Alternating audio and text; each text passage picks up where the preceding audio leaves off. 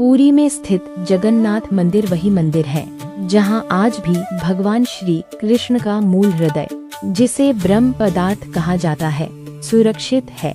और सबसे रहस्यमयी बात यह है कि हर 12 से 19 वर्ष में भगवान जगन्नाथ की नई प्रतिमा बनाई जाती है, लेकिन यह दिव्य ब्रह्म पदार्थ पुराने शरीर से निकालकर नए शरीर में स्थापित किया जाता है।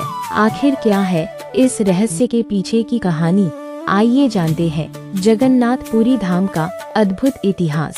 माना जाता है कि जब भगवान विष्णु अपने चारों धामों की यात्रा करते हैं, तब वे बद्रीनाथ में स्नान करते हैं, द्वारिका में वस्त्र धारण करते हैं, पुरी में भोजन करते हैं और रामेश्वरम में विश्राम करते हैं। द्वापर युग के बाद भगवान श्री कृष्ण पुरी में निवास करने लगे और जग के नाथ अर्थात जगन्नाथ कहलाए। आज जगन्नाथपुरी 4 धामों में से एक सबसे पवित्र धाम है, जहां भगवान जगन्नाथ अपने बड़े भाई बलभद्र और बहन सुभद्रा के साथ विराजमान है।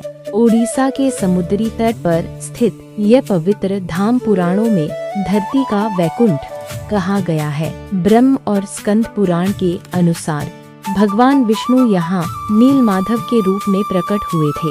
उस समय सब्र जनजाति के मुखिया विभवसु गुप्त रूप से उनकी पूजा करते थे। इसी बीच मालवा के राजा इंद्रद्युम्न को स्वप्न में भगवान विष्णु ने दर्शन देकर कहा, नीलांचल पर्वत पर मेरी नीलमाधव रूपी मूर्ति है, उसे खोजकर मेरे लिए एक भव्य मंदिर बनवाओ। राजा ने खोज के लिए अपने सेवकों को भेजा। उनमें बुद्धिमान ब्राह्मण विद्यापति भी थे। उन्होंने विभवसु की पुत्री से विवाह किया और अंततः नीलमाधव की गुफा तक पहुंच गए। वहां से नीलमाधव की मूर्ति राजा के पास ले आए। अपने आराध्य देव की मूर्ति खो जाने से विभवसु अत्यंत दुखी हुए।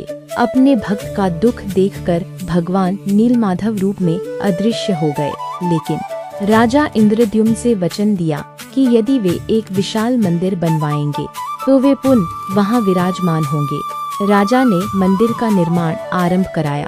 तभी भगवान ने स्वप्न में आदेश दिया कि समुद्र से तैरकर आने वाली दिव्य लकड़ी को मंदिर तक लाया जाए। अनेक सैनिक उसे हिला भी न सके, लेकिन जैसे ही विभवसु पहुँचे, उन्होंने सहजता से उस विशाल लकड़ी को उठाकर मंदिर तक पहुंचा दिया।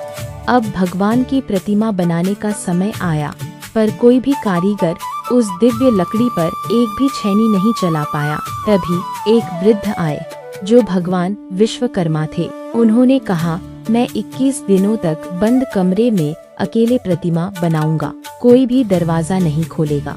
राजा मान गए। कई दिनों तक कमरे से काम की आवाजें आती रहीं, लेकिन एक दिन अचानक सब कुछ शांत हो गया। रानी गुंडीचा चिंतित हो उठी और राजा से दरवाजा खोलने को कहा। जैसे ही दरवाजा खोला गया, कारीगर अदृश्य हो गए। भीतर भगवान जगन्नाथ, बलभद्र और सुभद्रा की 3 दिव्य प्रतिमाएं थीं, लेकिन वे अपूर्ण थीं। भगवान जगन्नाथ और बलभद्र के हाथ छोटे थे, उनके पैर नहीं बने थे। माता सुभद्रा के हाथ पांव नहीं थे। राजा बोले, यही भगवान की इच्छा है। उन्होंने इन्हीं प्रतिमाओं को मंदिर में स्थापित कर दिया।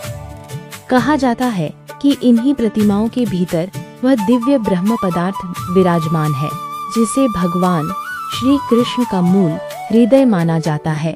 आज भी जब नवकलेवर उत्सव में नई प्रतिमाएं बनाई जाती हैं, तब अत्यंत गुप्त विधि से इस ब्रह्म पदार्थ को पुरानी प्रतिमा से निकालकर नई प्रतिमा में स्थापित किया जाता है।